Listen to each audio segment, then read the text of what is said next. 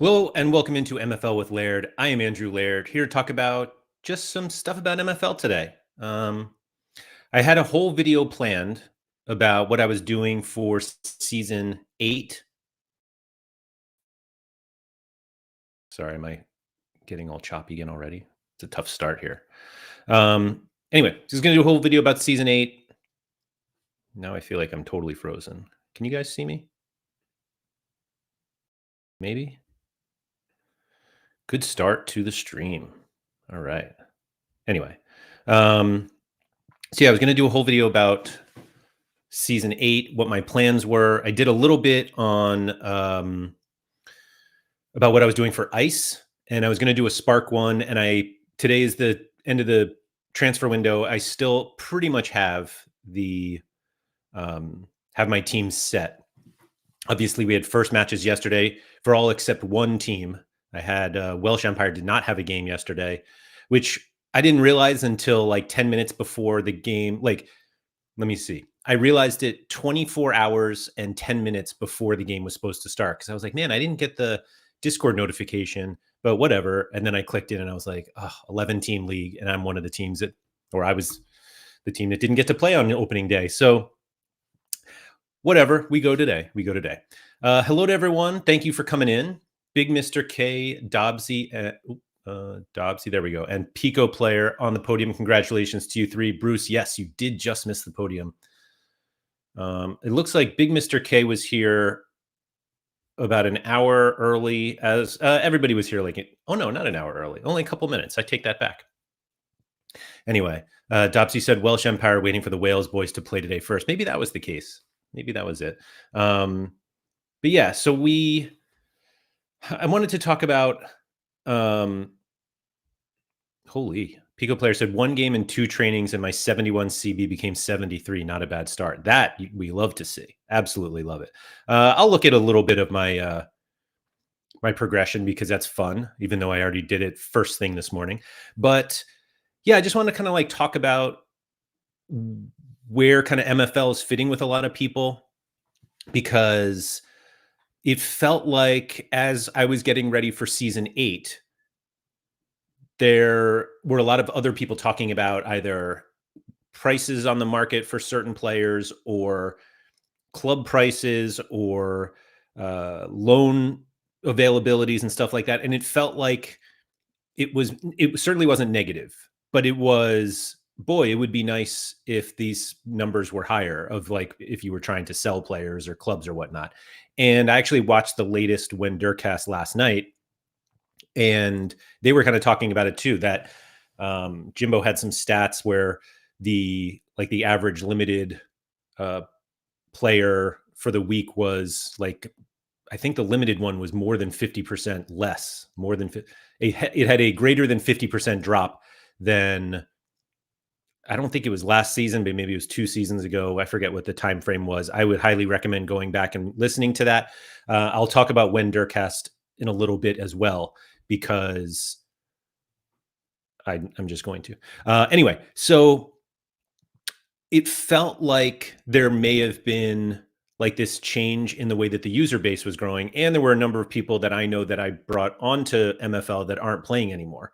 And it's all for a variety of reasons that they're mostly individual. And so one of the things that I talked about with somebody recently was the reason why I really like MFL is that it's kind of a break from fantasy.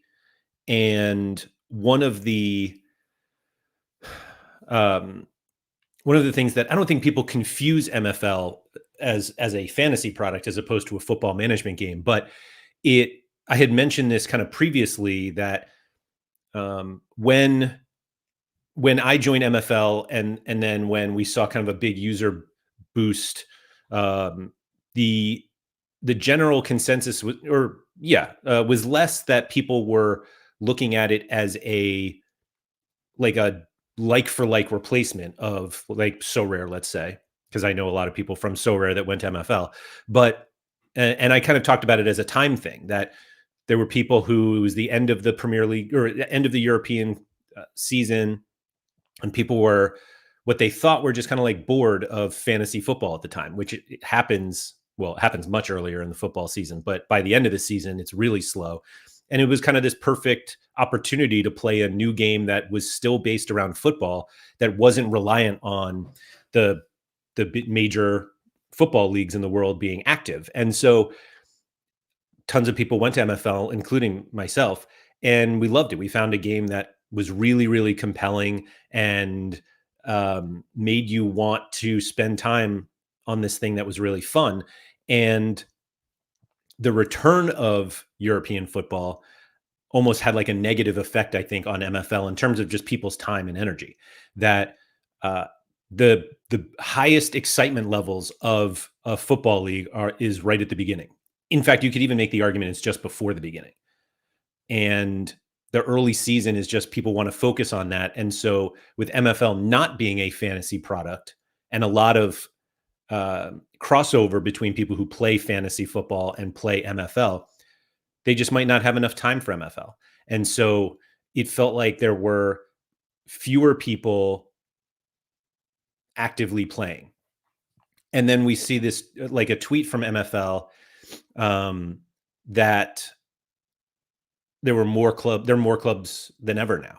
And that kind of was like, wait, that runs a bit counter to what it felt like. That excuse me, there were like more people I knew that were leaving the game, and I don't want to say like they were leaving it forever. I think I've actually known multiple people who have stopped playing MFL and come back like a season later, or 2 seasons later, where they're just like, all right, now I have the time, or they just missed it. And so there are more clubs than ever, but it's obviously, the user growth is obviously not as high. Or not that the user growth is not as high, it's just not as explosive as it was. And kind of talked about that previously, that I think that's a good thing. Like steady growth is probably easier to handle than this like massive growth in a short amount of time. And it just came about in a way that like, wait, there are still lots of people playing this game. And what made me like the viewpoint that I took it as is that even if there were fewer people playing, and I don't think that's correct. I think there are still more people playing every day, but we have this record number of clubs. But it just means that there are more people who are in the community who are getting like more clubs. And I think what's really promising about MFL right now, just in terms of a platform, I'm not saying like all of the player values are going to go up or like, I don't know that they will. Like I don't think about that stuff. But what it does feel like is that the people who are in the community are more passionate about MFL than ever. And I think that there's no questioning how much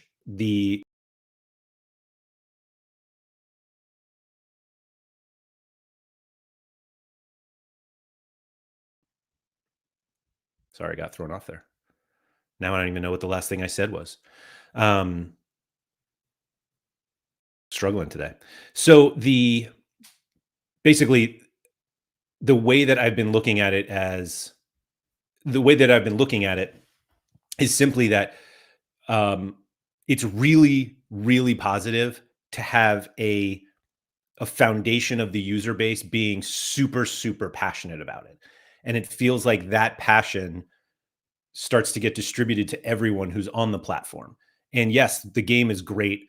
We're all here because the game is so great, but also the community that comes around that game is just as encouraging. If you really love something and you're like surrounded by other people who love it, it just makes the experience a lot better.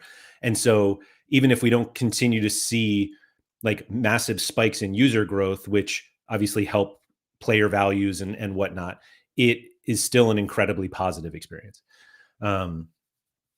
Pico Player said, each season I have more teams despite lining up 80 to 85 teams on SoRare. Yeah, I think there are a lot of people who are able to do that.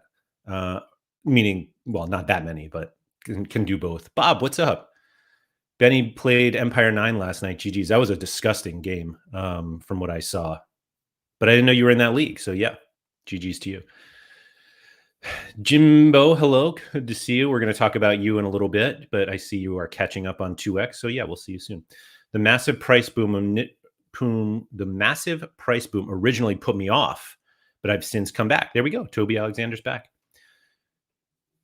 Nathaniel said, I imagine that despite the lower prices for players and clubs being a negative for those looking to generate profits or sales, it'll be an easier entry point for new users.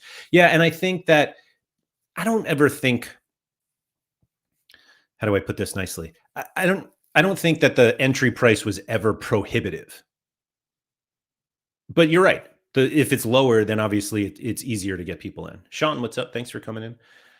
Eisman said, I guess it's just the normal economic situation, hype in the front of last season, higher rewards, what means more generated players, et cetera. Now we've got less managers because of Sora, et cetera, and more generated players. That is kind of an issue.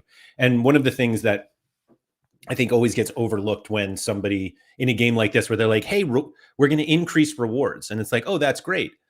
More rewards sounds great. And you're like, wow, this is so cool. I get more players, or like more MFL that I can use to get more packs. And then all of a sudden it's like, wait, everybody's doing this. And now it does not like a glut of players, but it's just more. And if there's more supply than demand, obviously prices are going to go down a little bit. And that's what makes it so tricky with having to do the math on MFL's side of how many rewards do we want to keep in order to make sure that the market can have some sort of stability. And it's just not an easy job. Josh said, I feel like this could have been called This Was Always Going to Happen. I had a Sorare stream called This Was Always Going to Happen. I'm almost certain. And you're right. You're absolutely right that this was always going to happen. I think one of the things that I took out of it, though, Josh, is, and thank you for coming, is that the passion of the user base is still really high. And there are plenty of other platforms that depend on, a primary and a secondary market. And if something happens that the secondary market is not as fruitful as it used to be, people get very upset.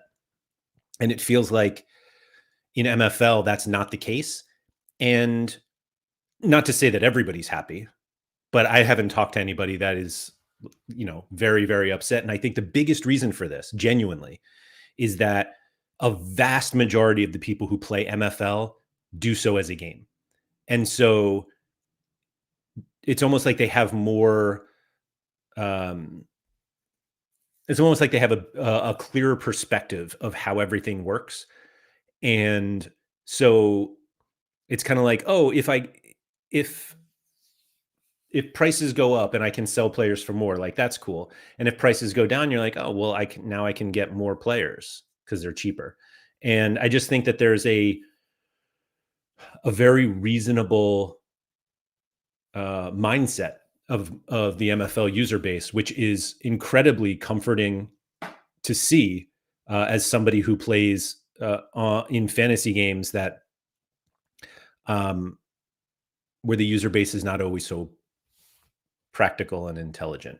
How about that? I'll put it that way. Eisman said, wait for the time the Sora hype goes off and a lot of guys come back. This would happen over and over like a national economy. Bob said, those looking to generate financial profit will drop this game because there are easier, less time-intense ways to do that. Sorare and FDF are driven off of a different type of user. Totally agree, Bob. It is a very different type of user. And I think the reason that I think the reason why that's the case is just what I said. I think there's just a practicality for a lot of people that they're playing a game. And can we generate profits from this game? Yeah.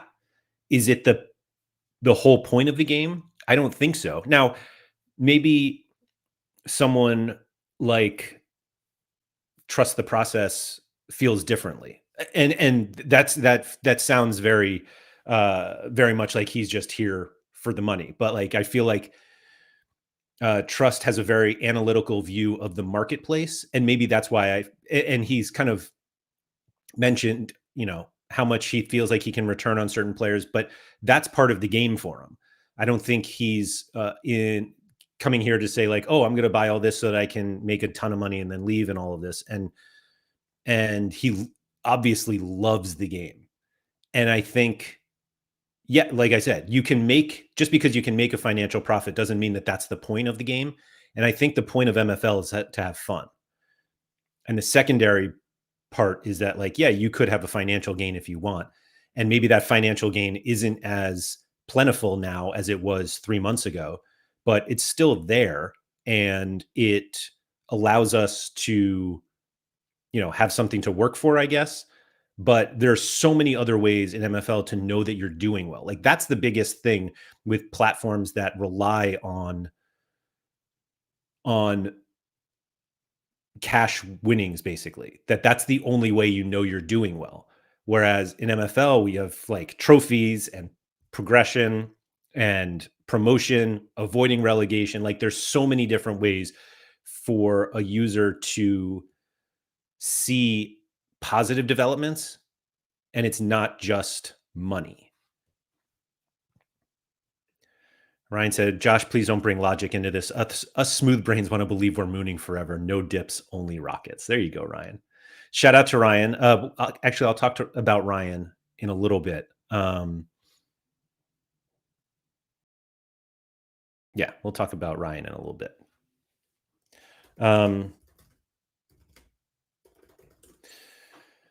MFL is a game first to the people, core to its foundation, not a moneymaker. Hence, excuse me, you get the gambler types popping in and out, which is what a lot of So Rare is. This game takes time and effort.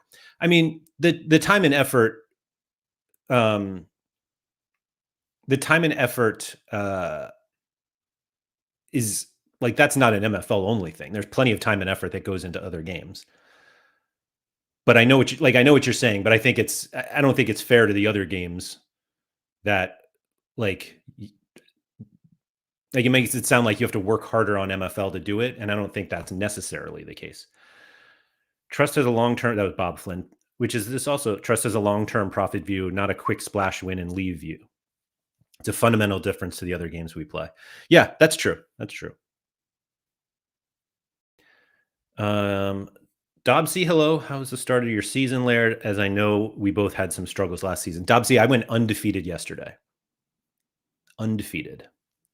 I also only had 5 of my 6 clubs playing, but we went 3 wins and 2 draws. Of course, the 2 draws were my 2 ice teams.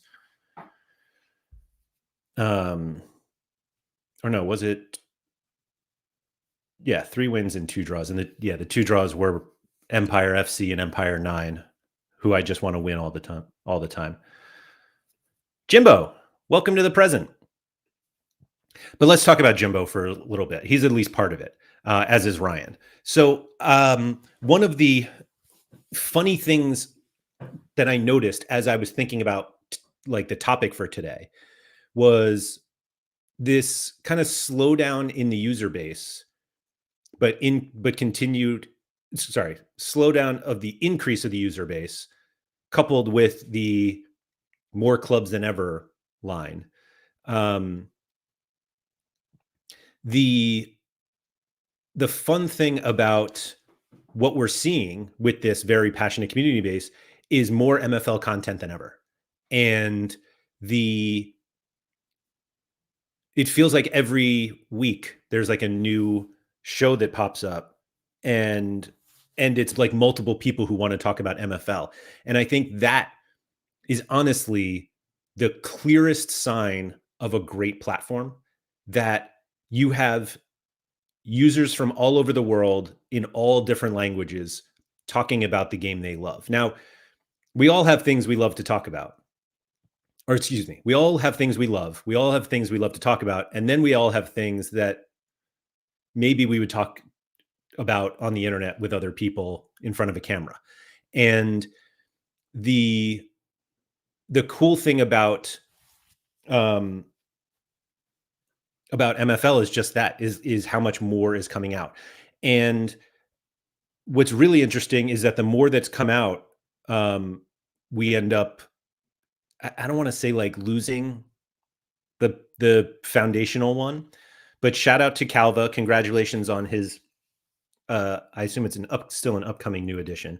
But so I was watching When Dirk, knowing the outcome already, that Calva wasn't going to be a regular on the When Dirk cast anymore. And I'm glad Jimbo's here for this.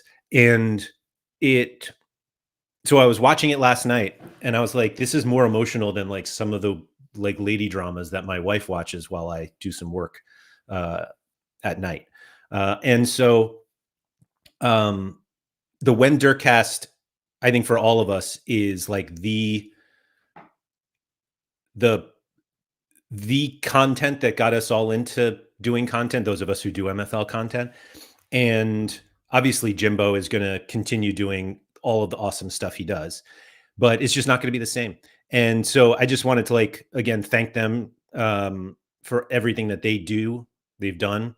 Onwards and upwards, obviously, with the content, but like like I told them this, and I think other people have told them this, but I don't know if they like truly just understand how much of an impact they have on this community, a community that is overwhelmingly positive, and to have those two guys at the forefront of it is like, we are all very lucky that they're the ones who kind of started this wave of content for everyone, because it makes all of us more comfortable talking about it and more excited.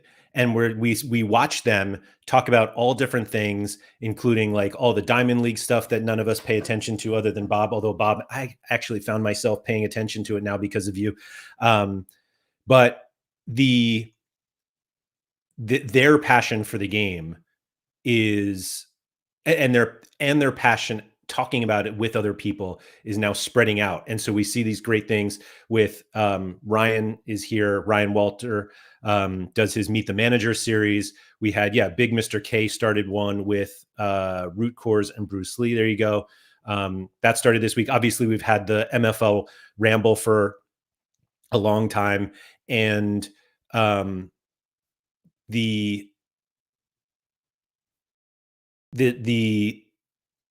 passion that people are able to share about MFL, and it's all different kind of content, which I really love. It's not just the same stuff. Obviously, Nep is still doing all of his, and it's great. It's great to see, because now when when new people come and or potential people come, they hear about the game and they go online and they look at, they go to YouTube or wherever, and they're like, oh, what do I learn about this game? And everyone is talking about it really positively in a totally organic sense. It's not like we're all here like, oh, let's make sure we all talk about this in the same way so that we can get more people. Like, that's not the point of it. The whole point of it is that we're passionate about the game. And that's why we like talking about it. Now, I obviously play like a small part of that as well. And like people here obviously want to hear something about it. And so it's great. And I love being a part of this. And it's just really cool to see new things pop up, and just getting it's almost not that the content itself doesn't matter, because it obviously does, but it's just fun seeing other people being passionate about something that you are also passionate about. Sorry, I missed this line from Bob, who said basically Sorare is easier than MFL to make money, which, like, maybe. Yeah, Jimbo, it was an emotional watch. It was. You guys held it together too very well. Very well. And I guess there's some Wyverns Junior talk. Andy, what's up? Watching live from work. Ooh, sorry. I'd say get back to work, but it's not. XG may be a poo-poo stat, but the XP, expected passion, is always off the charts for MFL. Is it even expected passion, though? These are like I don't know. I get the joke, but maybe there's more. Eisman said, guess the MFL team has so many tools in their hands to manage the way the game should go, and they have a good team, so it's a thing we should think about. It is nice to not have to think about that stuff. Like, is this sustainable? Is this going to exist? Are we sure they should do that? And yeah, just like the it it feels a little weird to say it this way, but the fact that we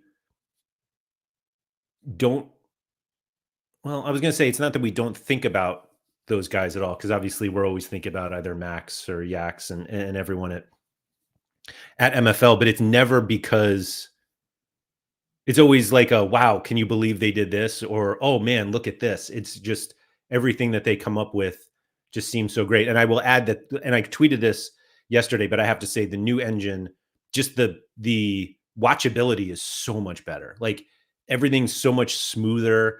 And just watching yesterday, I didn't do any friendlies in the preseason. And so yesterday's opening matches were my first ones. And it was like, whoa, this is way better. And we literally are like, oh hey, let's watch some dots on the screen, but it's way better. It's great. And it had nothing to do with the fact that the first game I watched, Duncan Laird scored 2 goals and had an assist. Um, but yeah, that one was great. The other thing I wanted to talk about, which Jimbo brought up, well, Jimbo and Calva brought up in the When Durcast that I was listening to last night. It is the latest episode. Was the fact that, and this kind of started the conversation of what happens, like what's going on with MFL, that the standard packs didn't sell out in the last pack sale. I mean, they eventually did, but the um, the fact that it was like limited to one. So that was actually the perfect example of what I was trying to say before. So the standard packs are one per person during the drop, and they didn't sell out. And it was like, uh-oh, that seems bad. Like that was the first time, I think Jimbo said it was the first time that he's ever seen a pack not just like immediately sell out. And they were available for days. But then when they opened them up to everyone, they sold out immediately. So it's like the existing user base wanted more. I ended up buying one when I decided I definitely wasn't going to get one. Then the pack drop comes, and of course I got one. And but that was the first time, and it was like I made us think, oh, maybe they won't do as many packs in the mid-season drop, which is always a little lower anyway. But yeah, Jimbo kind of mentioned maybe there's a possibility that they will drop it even further for the mid, just based on what we saw here. But my counter is kind of like, instead of dropping it, just increase the number of packs that each person can buy. Now that obviously brings up the people who are just buying them and flipping them, and I think they want to avoid that with the standard packs. But maybe after 24 hours, allow everybody, just knowing, like allow people to know that they will open the max a little bit. Goal replay can't be disabled. I don't know. I did see, so I had one goal chalked off, and then another, what was the other one that I saw? Goal chalk. Yeah, and I guess the replay. And I was like, oh, this is very fun. And while we're here, I say here as if you can see my screen right here. But and actually, speaking of trust the process, don't think it can be disabled. Would be nice if it could be, though. So yeah, I played one of Trust's teams yesterday and fell down 1-0, only to come storming back. But yeah, this like disallowed goal was just kind of fun to see, particularly because I gave up the goal. But this is, I mean, miles offside, miles. Yeah. Anyway, get out. And then yeah. Oh, wait, did I miss my first goal? Or did no, that was the other guy. Simonoff scored that one. Yeah. Sorry, I'm just going to show some Laird goal.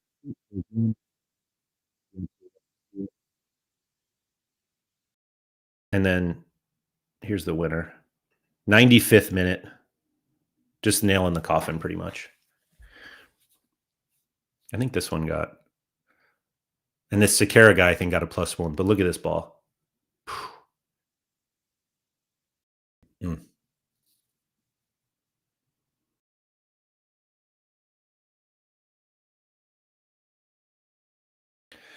Anyway, up the Rhine. Let's go. The MFL team does a really good job of managing the number of users versus number of clubs versus number of cards. It's refreshing to see them build a sustainable model and not be greedy during growth. I mean, they can't really manage the number of users or the number of clubs. Like they're going to sell as many clubs as possible. So that's like the number of cards is totally in their in their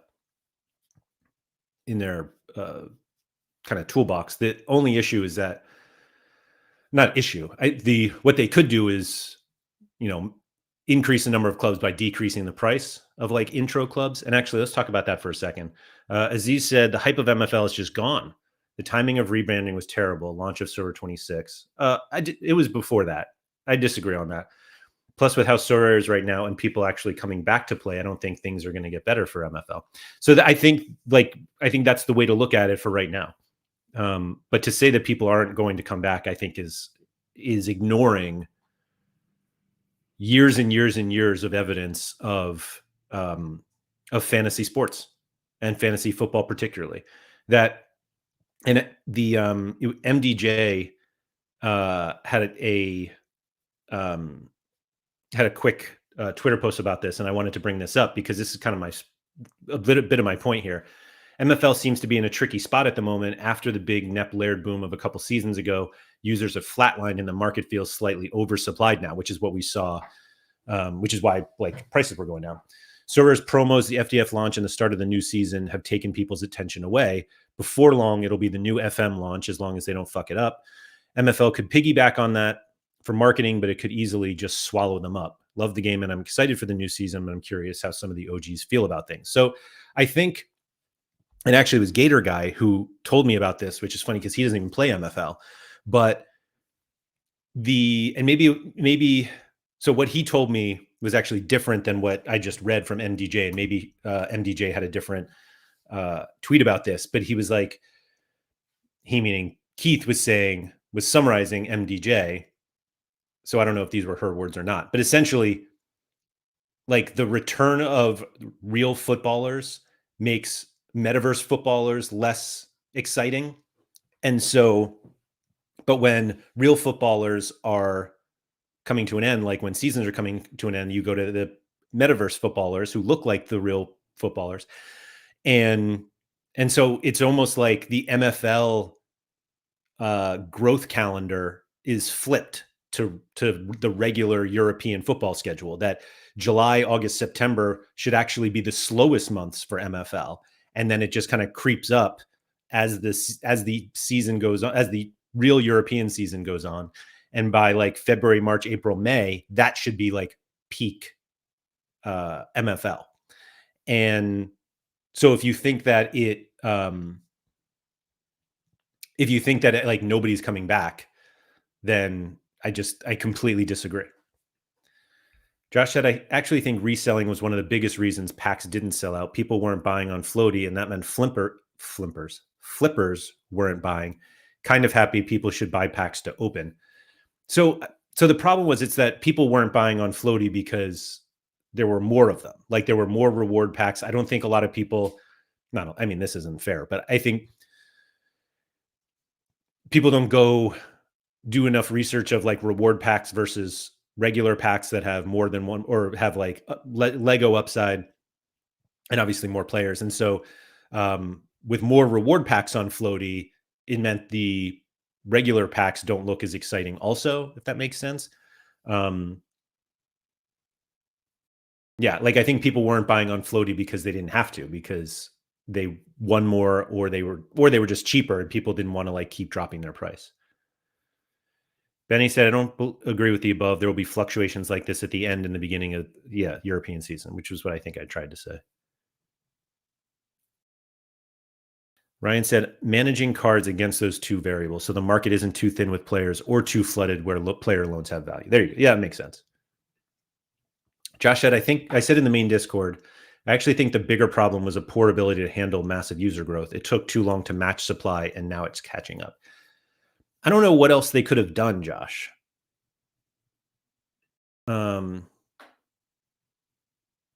Vava said it's just a risk now to buy a pack versus buy a player. I mean, the risk is the same, no? Or is it just that the the upside isn't worth the potential downside? I don't know. Like, I'm not sure what else MFL could do. I'm not sure what else they could have done. Obviously, I guess the answer is sell a ton more packs during the drops, and maybe that was it. I will say, and I kind of like always. So I have a bunch of the low commons here. Like I have all these free agents that are available in Flint for 0%, no um no minimum games, and these guys are going to go untouched. And I was like, okay, should I buy a Flint club to do this? Because Flint is the place where like we all expect these 39 actually, oh my god, he isn't 39 to 49 rated players should be in Flint. And so when I went to the market, every time I go to the market, and I do this every so often, I'll just see like what clubs cost. I think of what Trust the Process said on one of my streams. Oh yeah, Trust is doing streams too, or yeah, streams. I forgot about that.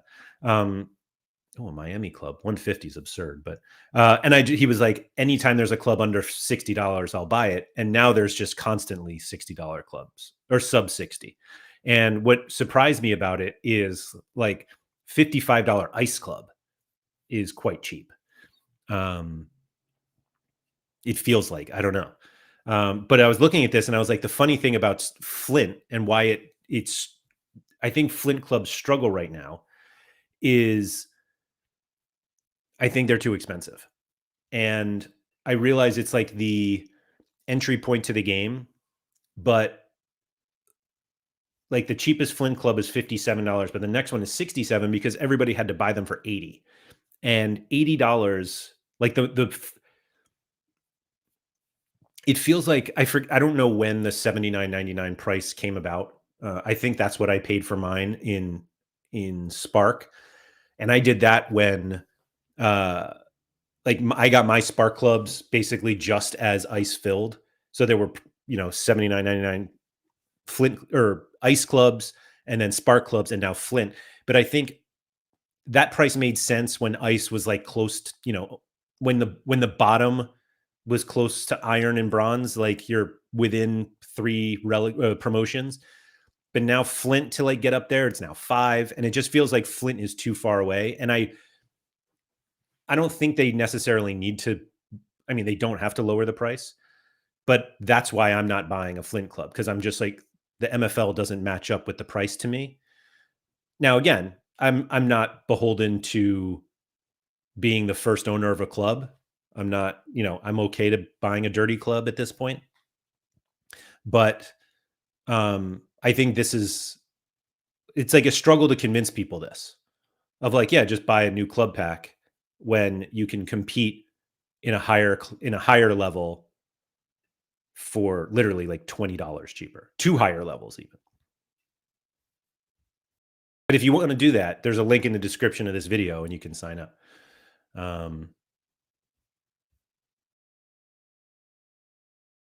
The pack drops were nowhere near big enough after that growth, in my opinion. Okay, yeah. So, I mean, that's fair. That's fair.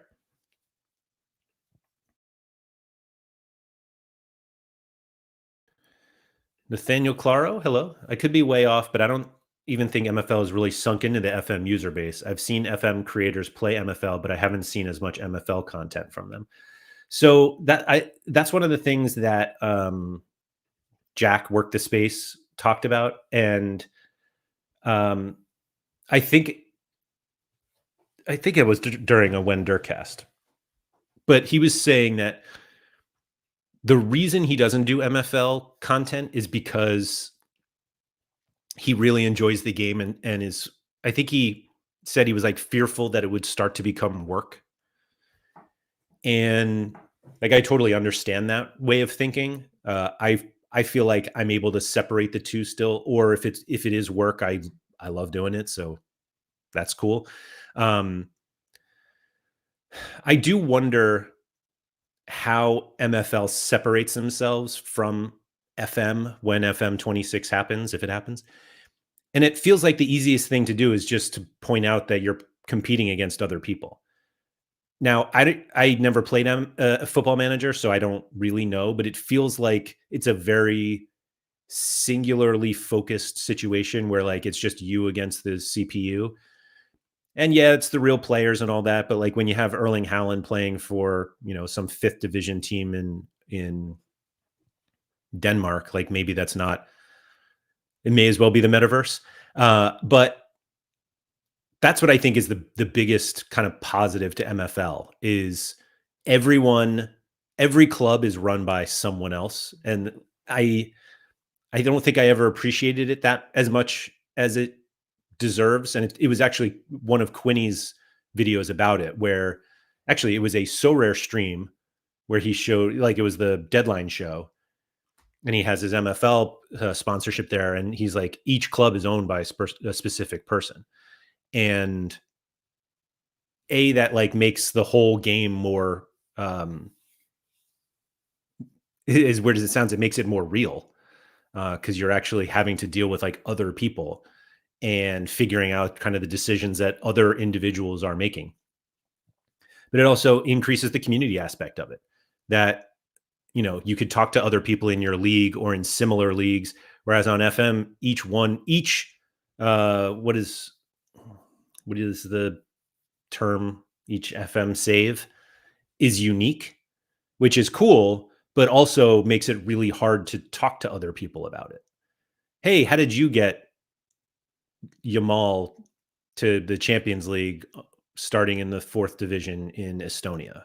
And it's like, oh, I don't know. I didn't do that. Obviously, there's a ton of FM content out there. And while I think that like the user base or potential user base of MFL is much closer aligned with FM, it's just kind of a different scenario. There still exist pockets of users who would probably like the game but haven't been introduced to it. Yeah.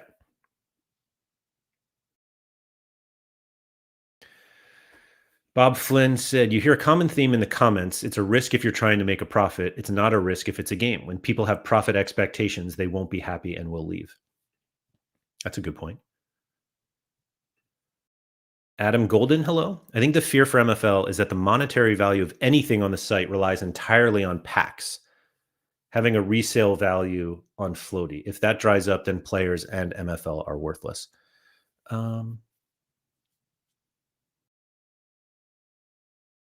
Why is it not like individual player resale value? Why is it just packs? I also think they're going to stop. We'll stop having to use floaty.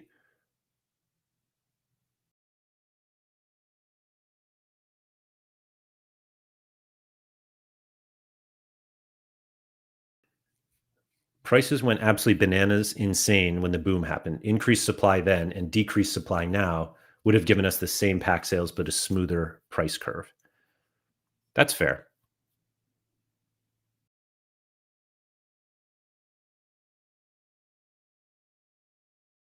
When bot managers, I don't think we want that. I mean, I think like Ranjan and Trust want that because they have so many clubs. But that's their decision. I'd rather when directors of metaverse football, but also like it. I don't know how I feel about that, to be honest. Mostly because that feels like something that's more driven by profit than fun. And obviously, making a profit on anything is positive. I was going to call it fun, but I don't think that's necessarily true. But playing MFL is fun. And like outsourcing the fun part of the game, like outsourcing fun seems like a weird thing to do. Like, I don't think I would ever hire a director of metaverse football. because I like, the only reason to do it is obviously to blame somebody else when things don't go right. Which I like to do on other games, not this one. Not this one. Speaking of fun, I ended up doing exactly what I said I wasn't going to do on my Empire FC team. I forgot to talk about this. And I put this guy that I packed, Ottavio Vigano. I just put him on Empire. 76 rated striker in ice. And I was like, all right, why not? He's 20. And so I was like, maybe I'll just eat it for a season. And SR Monkey was like, I would put this guy on my team in ice. And so I did. He's the highest rated. The irony is that I have Coyote Udo on in my agency here, 76 rated left back. And I was like, I would never put him in ice. He's way too good. And so I think he's in stone now. Is that where La Pulga is? Iron, excuse me. 2 assists yesterday, by the way, for a Coyote Udo right here. Let's see. Let's see if he assisted on this one. Where's Udo? Number 5. Oh, yeah. Look at that run. Little cross in.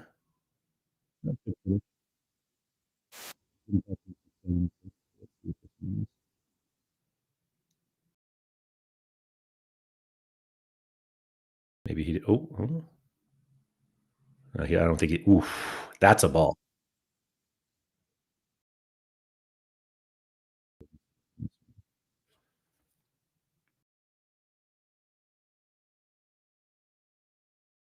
Oh, a little overlapping run. What we've been asking for. Think. Jimbo, I don't think I did. I don't think I did jersey numbers. My gosh. I think I just sort of assumed that they would carry over. Oh, this is embarrassing. Hold on, Jimbo. Sorry. And then where's Hagelin? 19, right, Jimbo? Gosh, that's embarrassing. Sorry about that, Jimbo. Josh said, we're also only 6 months or so from a completely closed system that is far easier to manage. What do you mean by that, Josh? Closed system, which way? I gotta fix this. This is Engelhart. Where's the 10? Do we just give Vigano the 9? Yeah, why not? Nope. I want Mancia to have the 7.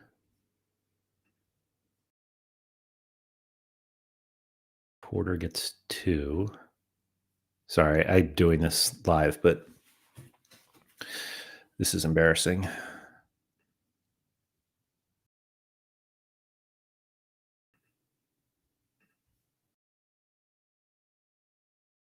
All right, I'll do the rest of this later. I didn't need you guys to have to watch me do this. Unless you want to keep watching. Oh, wait. No, I'll give Hendricks 11. Oh, no, I'll give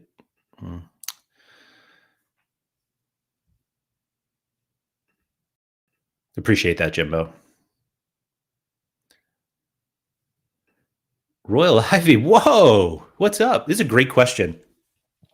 I actually have a problem numbering any non 1 through 11. Third choice center back. I went with 15. I don't even have my third choice center back is DPH. Well, no, he's my first center back. So I don't really have that problem. I don't know. Ryu gets the 8. And I guess I'll give this guy the 6.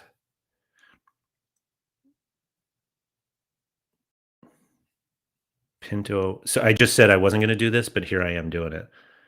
Burn has the 10, or Engelhart has the 10. 20, Cam, right wing, and striker. I'll give that 20. My son just started playing high school varsity football here in the US, and he wears number 20, or they gave him number 20 because he's a freshman. Nobody ever wears 13 in my clubs. I refuse to have 13. Did I give 21? Like, I find 21, 20, 21, 22, and 23 better than like 17, 18, 19. Like CDM wearing 22. That doesn't feel right though. For some reason, 25 feels better. Backup, like, what do you do a backup goalie? He's retiring soon. Maybe I'll give him 32 because that's how old he is, and he's retiring. Because Jorge Posada. Oh my God. What a line. What a line, Bob. I'm fairly certain, Bob. I'll have to look for this. I'll share it in Discord if I can find it. I have a 1996 World Series championship shirt that has the rosters on the back, and I'm like 90% sure it says Andrew Pettit, and I'm like 95% sure it says Jorge de Posada, not Jorge Posada. All right, everybody's got numbers. Let's see. Backup goalkeeper is 13 always. Goalkeepers 1, 13, and 30. Okay. But I won't do 13. No 13s on the club. But he can have 30. That's fine.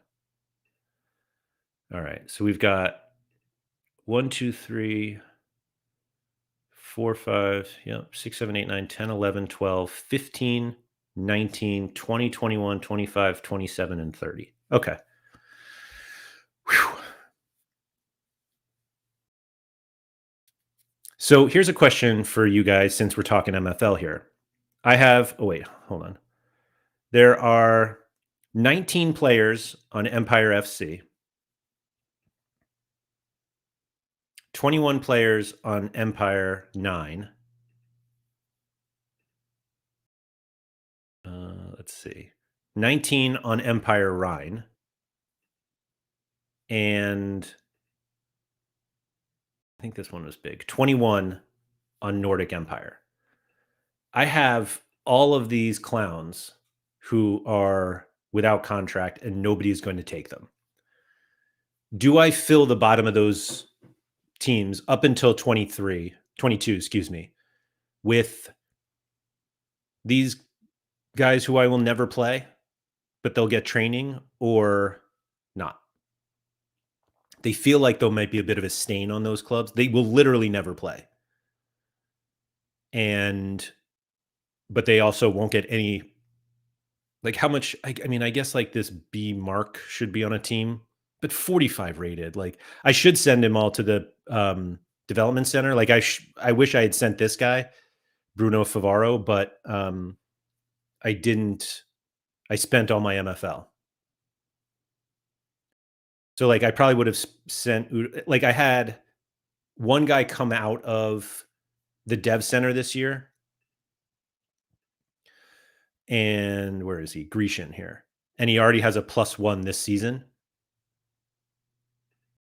But like this is what I was like, oh, the development center works. I got him as a 41 rated 17-year-old, and he came out as a 50 rated 20-year-old.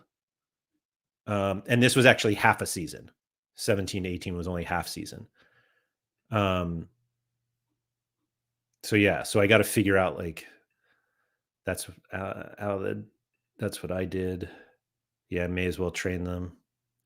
So the only reason I don't want to go beyond 22 is because you can only add 3 guys in the mid-season transfer window. I don't think I'll add 3 to all of my clubs, but I don't want to be stuck where I'm like, wish I had 3 more, and they don't. And I hate to say it, I think the guys who are retiring, I'm not even gonna.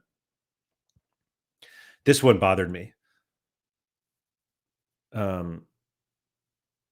Mazzola, that's 2 seasons, right? Yeah, end of season 9. So he got the tag last year.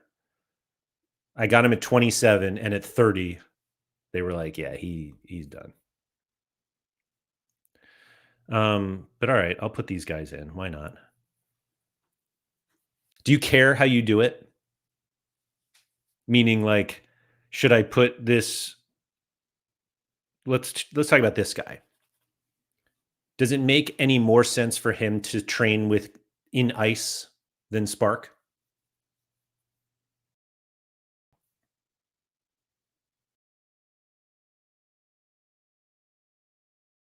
Oh, I missed this question from Wesley.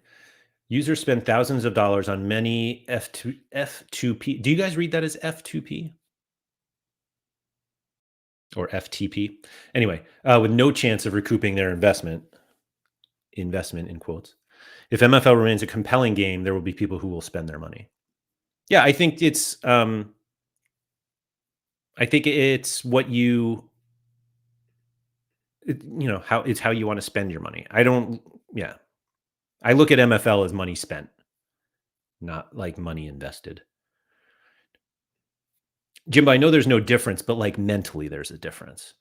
Like what happens when these guys from Empire FC show up to work and they're, rated, when the lowest guy is outfield player is 67, and then they show up at training and all of a sudden they're like, wait, who's this 41 rated, 42 rated right back? Why is Bruno Favaro here? Does that mess up?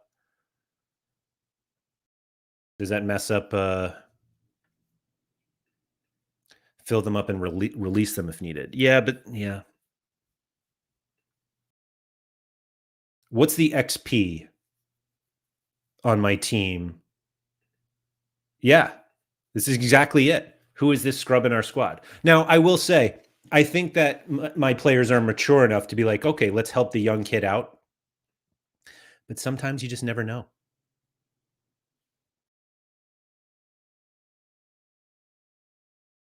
And like, I have this Tatsuo Uno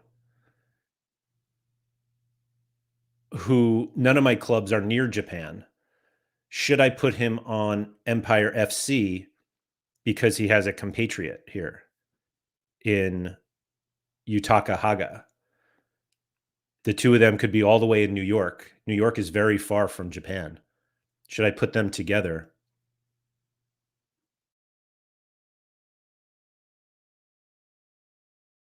I wish that stuff mattered. Maybe it does. Genuinely. Maybe we're about to crack the progression code. What's the maybe XP is expected progression? Can we get away with that? All right, let's put the young guys on the top team. Why not?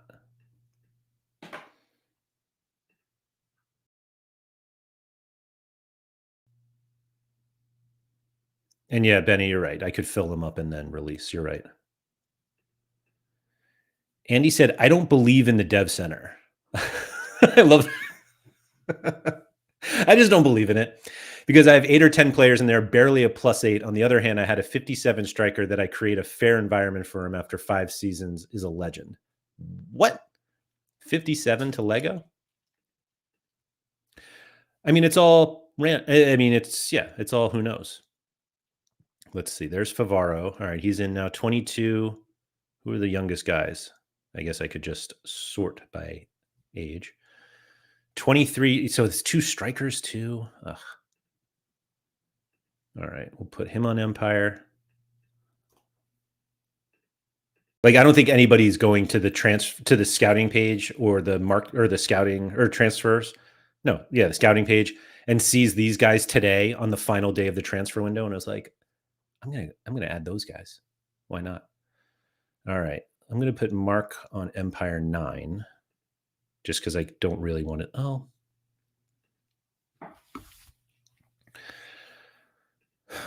It's funny the things that you like talk yourself into. My best players on this team are strikers. Like my highest rated player is a striker.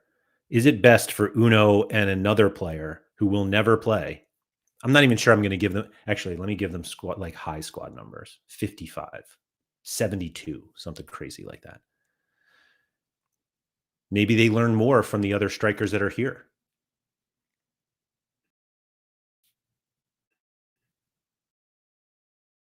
I would actually love it if that was the case. Anyway, all right. I'll put Mark in there too. Why not?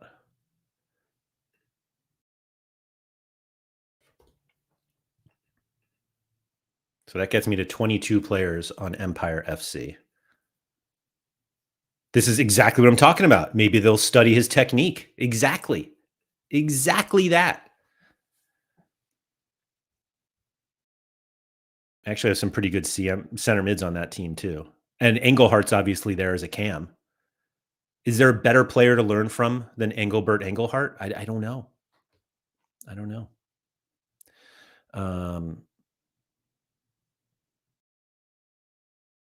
Or do defensive players learn more from training against your high ranked strikers? Oh, that's a great point. Oh, phenomenal point. God, the layers of this game are incredible. Anyway, all right. So Mark and Andrada. Yeah, see, they're not even that young. Like, what are the chances Andrade even gets to 50 overall? He's 49 rated right now, started at 21-year-old, 48 rated. He's now 25 at 49 rated.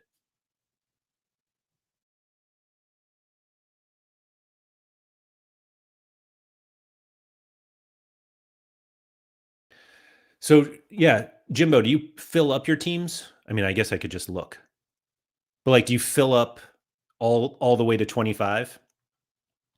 And then if you have to make any moves in the midseason. So my problem with the midseason is if I fill all my teams to 25, then anybody I cut just doesn't get any progression for months. Although I guess I'm cutting them anyway here. I love the dev center to clean up the list. Yeah, I would put these guys. I would put some of them in the dev center if I could.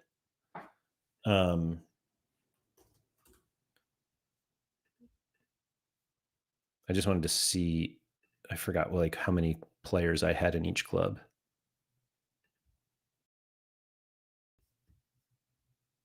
Empire Rhine and Nordic Empire. Here we go.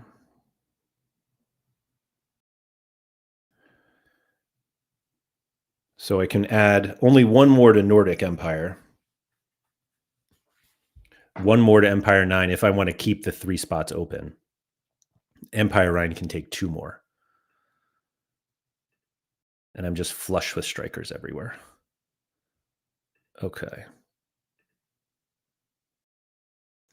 Ryan, take all of these guys if you want. I don't like if you have. I just want them on a team, and you can even avoid the 3 old guys who are retiring. But I will happily allow you to take them if you want. These are all on straight auto accept. Benay said, I've had a 41 rated guy in my bronze iron teams the last 2 seasons studying and up to 48. Now he's captain on the Flimt side. So proud. I have open slots in stone I won't use. Wow. Here we go.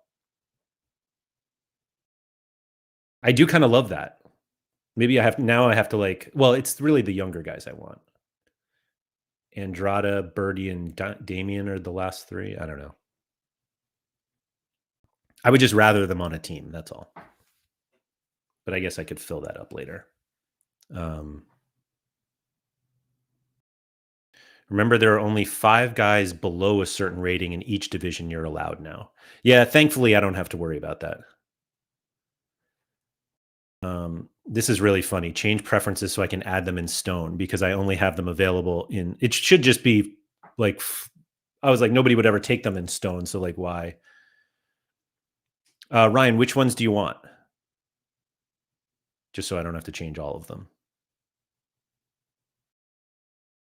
Or I guess maybe I should say, I should tell you which ones I want. But genuinely, I don't care. Just pick any three. Okay. So we've got Andrada available in stone. 2% in stone. Could you imagine? All right. Andrada. Actually, let me make this, well, whatever.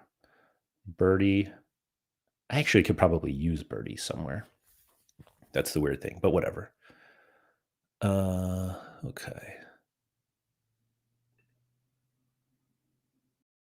This will be funny when I only make him available in stone.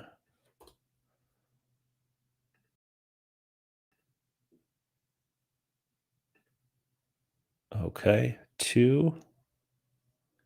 And Damien, 26 years old. Why not? Much appreciated, Ryan.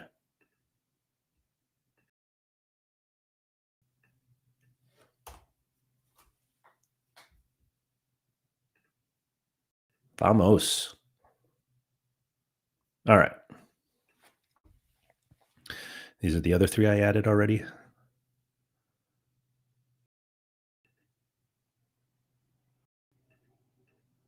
All right.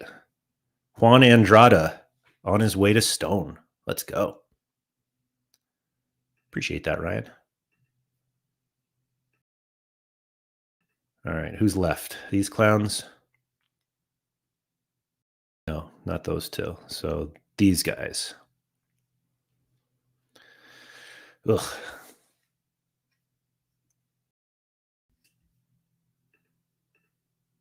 Empire Ryan can take 2 more. So let's see.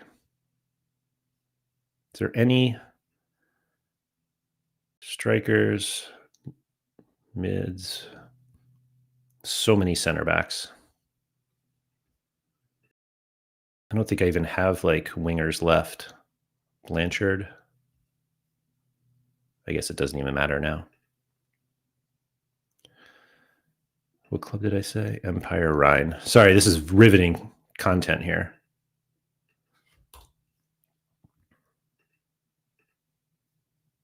Okay.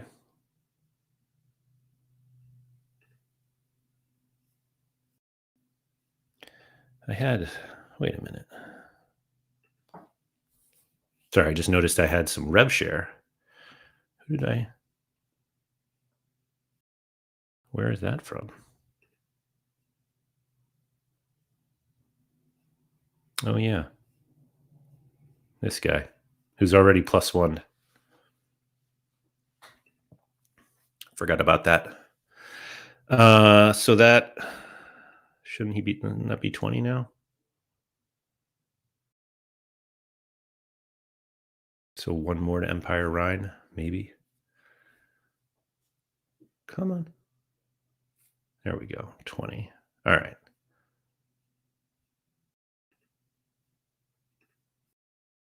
Come on, inbox. There we go. Oh, look at you guys coming in. Let's go. Sean Kennedy, big up.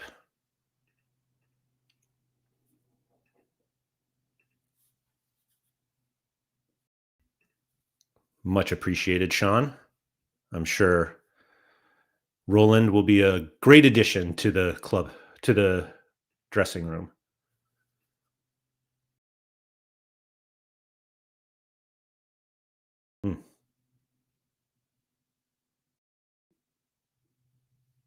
I think I got this guy when just at 25. Oof. Like nothing. Just nothing. Anyway, so Empire Rhine still at 20, right? 20. All right. Let's do I even have a right back on this team? Oh, I just put Wilkinson on. All right. So I'll let this allows us to practice against back 4. Nothing wrong with that.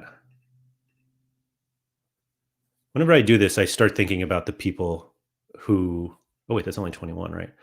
Who listen to this on Spotify and just just have no idea what's going on in the back, like what's actually happening on the screen. I know on Spotify you can watch now, but yeah, because this is like really boring just listening to somebody do stuff on a screen. I think about that all the time since I load every stream as a podcast anyway. Shout out to anybody who's listening to this on Spotify, on the MFL with Laird Spotify or podcast channel. Much appreciated. All right, that's enough for the house cleaning. We'll figure the rest out later.